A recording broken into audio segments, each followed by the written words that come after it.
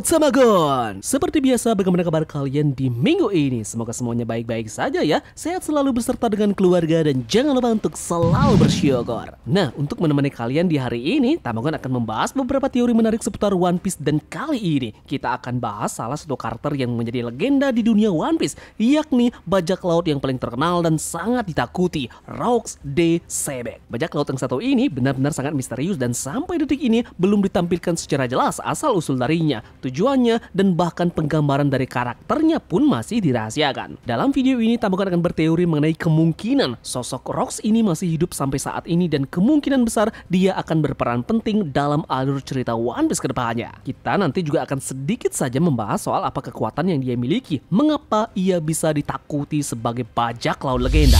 Namun tentu sebelum kita masuk ke dalam pembahasannya, berhubung anime Attack on Titan sedang on fire dengan perilisan anime yang terakhir kali akan mencapai tamat, Tamagon Pak Merch menghadirkan desain terbaru dan kali ini ada wujud beberapa titan yang ganas dan juga liar, tentunya sangat keren untuk kalian pakai. Tersedia dua varian kaos, yakni ketebalan 24S dan juga 30S dengan segala jenis ukuran, dimulai dari S sampai ukuran triple XL. Jika kalian membeli dua buah bajunya, kalian tentu akan mendapatkan gratis lanyar ataupun gantungan kunci yang premium. Jadi segera di check out bentuk titan favorit kalian di e-commerce kesayangan kalian. Jika sudah, terima kasih banyak dan bersiaplah nakama. Tarik jangkar dan mari kita berlayar.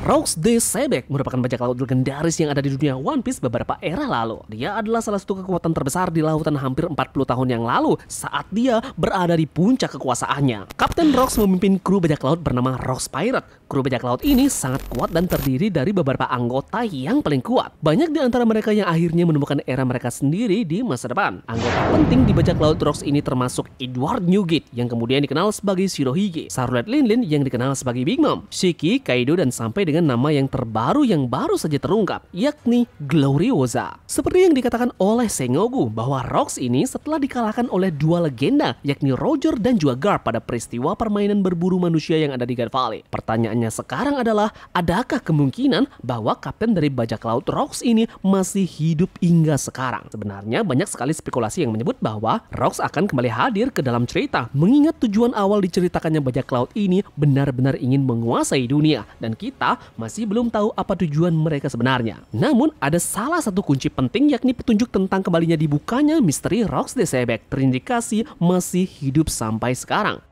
Sekarang kita masuk ke pernyataan dari Yutas Kapten Kid yang menyebut bahwa dia sedang mencari seseorang dengan luka bakar yang membawa salah satu raut poneglyph yang tersisa. Mungkinkah pria yang dimaksud oleh Kid ini adalah seorang legenda, yakni Rox? Tidak hanya Kid yang membicarakannya, bajak laut Kurohige pun membicarakannya di chapter 1081. Ada beberapa alasan mengapa Rox D. Sebek terasa salah satu yang mungkin menjadi pria dengan luka bakar ini. Nah, pertama, pria dengan luka bakar ini sepertinya sudah lama punya reputasi itu. Di One Piece chapter 1081, Kurohige berkata bahwa salah satu raut poneglyph dimiliki oleh pria dengan luka bakar. Kuzan pun memberi pernyataan apa yang dimaksud adalah dirinya. Namun, Vasco Shoot di sana segera membantahnya yang mengatakan kalau Kuzan baru saja memperoleh luka-lukanya. Nah, percakapan ini terjadi sekitar setahun setelah Kuzan kalah dari Sakazuki. Ini memberi kesimpulan bahwa sepertinya menandakan kalau pria dengan luka bakar reputasinya sudah lebih panjang dari momen Kuzan menerima luka-luka bakar tersebut. Nah, jika Rox D. Sebek adalah pria dengan luka bakar tersebut, harusnya dia sudah lama memiliki reputasi menjadi pria dengan luka bakar tersebut. Salah satu ciri khas yang dimiliki oleh pria dengan luka bakar ini juga dia menggunakan sebuah kapal hitam. Nah, dikatakan langsung oleh Lawite, bukan tidak mungkin Rox berlayar dengan kapal hitam sejak dia kalah di God Valley. Kemudian pria dengan luka bakar ini juga tampaknya memiliki kekuatan yang luar biasa. Lawite menambahkan jika ada kapal musuh terlalu dekat, maka akan muncul pusaran air besar yang menelan kapal musuh tersebut. Ini sepertinya menandakan pria dengan luka bakar memiliki kekuatan buah iblis yang cukup kuat. Rox D. Sebek mungkin adalah orang di balik kekuatan tersebut. Bisa jadi karena buah iblis yang dia miliki. Sengoku pernah bilang bahwa sesuatu menyebabkan God Valley lenyap. Nah, jika Sebek ternyata selamat dari sana, dia kemungkinan besar akan mendapatkan beberapa luka atas kejadian tersebut. Pulau God Valley sepertinya lenyap kalau kita dengar seperti apa perkataan Sengoku di chapter 957. Apapun itu penyebabnya, jika Sebek ini ternyata selamat dari insiden tersebut, dia pasti mempunyai beberapa luka. luka. Bisa jadi dari situlah terciptanya reputasinya sebagai pria dengan luka bakar. Atau malah sebelum kejadian insiden God Valley, dia sudah mendapatkan luka tersebut dari seseorang. Karena sampai detik ini, Oda Sensei belum menunjukkan perihal soal wajah dari Rocks the Sebek. Kemudian berbicara soal simbol bajak laut Rocks. Simbol dari bajak laut Rocks dapat digambarkan sebagai tengkorak merah menyala dengan api yang menyerupai dua tanduk. Yep, bukankah ini simbol yang sangat cocok untuk pria dengan luka bakar?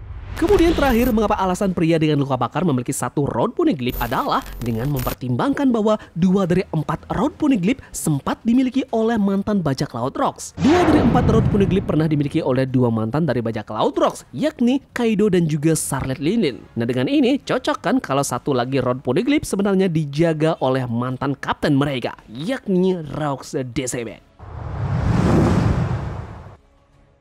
Kemudian, jika kita berbicara mengenai kekuatan dari Rocks the Sebek, melihat dari Jolly Roger-nya, kita dapat melihat sesuatu yang terlihat seperti api. Tamagon perkirakan kemungkinan itu adalah simbol dari kekuatannya. Jadi, buah iblis apa yang berhubungan dengan api yang tidak komplit rasanya jika memang itu merupakan tipe mitos? Mungkin, buah iblis mythical Zoan Inu Inu no Mi model Hellhound adalah salah satu referensi yang sangat bagus dari kemampuannya. Makhluk mitologi ini adalah anjing neraka yang terkait dengan neraka ataupun iblis. Dia umumnya digambarkan dengan api dan memiliki kekuatan yang menyala-nyala. Jadi Tamagon rasa kemampuan api yang ditunjukkan pada Jolly Roger milik Rocks the Sebek ini adalah petunjuknya. Kerangka di bagian depan kapalnya juga bisa menjadi petunjuk yang sangat bagus. Nah, dasar yang Tamagon ambil dari buah iblis Rocks the Sebek ini adalah inspirasi Oda Sensei dari kehidupan nyata Rocks the Sebek ini. Rocks the Sebek kemungkinan besar diinspirasi oleh bajak laut yang ada di dunia nyata bernama Roche Brasiliano atau yang juga dikenal sebagai Rocks Brasiliano. Ada beberapa poin penting yang menjadi landasan kuat mengapa Rocks the Sebek terinspirasi dari bajak laut Rocks Brasiliano di dunia nyata.